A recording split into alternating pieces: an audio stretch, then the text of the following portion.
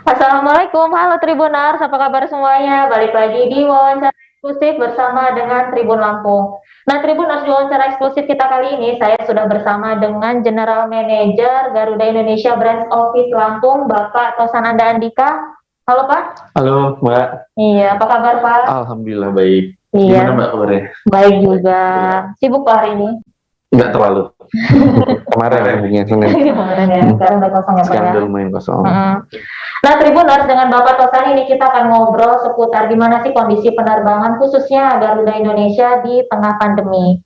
Nah, Pak, ini kan pandemi kan belum selesai-selesai, Pak ya. Betul. Kalau nggak salah tuh pandemi itu awal itu di Maret 2020.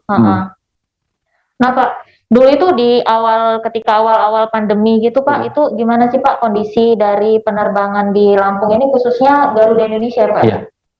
Jadi ketika awal pandemi memang ada peraturan pemerintah untuk sempat lockdown, tidak boleh ada pergerakan, semua sempat tutup. Itu kurang lebih 1 bulan.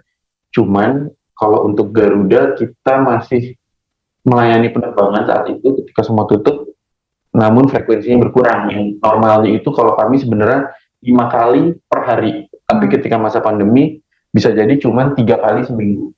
Itu pun dengan persyaratan yang ketat.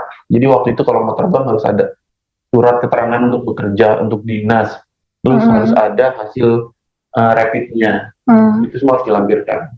Nah, dengan syarat seperti itu, Garuda tetap terbang. Kita nggak pernah berhenti beroperasi, at least seminggu kita ada masih terbang. Belum lagi kargo. Waktu itu kan sampel harus tetap dibawa. Mau nggak mau, Garuda tetap harus bawa terbang. Sampel COVID, sampel darah itu dulu banyak banget kita yang bawa terbang. Itu kita frekuensinya sempat turun menjadi 3 kali seminggu. Dengan syarat dan ketentuan berlaku ya kalau mau terbang sesuai dengan persyaratan yang diberikan oleh Kementerian saat itu, Kementerian Perhubungan. Iya. Apa sih Pak saat itu yang membuat Garuda akhirnya memutuskan di saat ada beberapa maskapai gitu yang dia menghentikan sementara penerbangannya, kok Garuda tetap ya udah kita tetap lanjutkan saja penerbangan gitu. Itu dia, pertama atas dasar kebutuhannya di masyarakat. Jadi kan di masyarakat tadi saya bilang ada beberapa daerah-daerah yang jauh, mungkin nggak di Lampung aja ya. Saya bayangin kalau misalnya ada kejadiannya di Ambon atau di Ternate, itu kan nggak mungkin kalau sampel darah COVID dikirim melalui laut gitu, itu pasti bakal lama sekali kan. Atau ada kebutuhan-kebutuhan di masyarakat yang harus segera sampai, urgent, itu mau nggak mau harus dibawa dengan pesawat. Lalu untuk penumpangnya sendiri, ketika ada berita duka, keadaan urgent, sedang sakit keluarga, itu boleh terbang. Nah, kalau harus terbang urgent, mau pakai apa nih kalau nggak ada satu airline yang terbang, mau nggak mau Garuda tetap terbang kan. Di situ ada untuk masyarakat.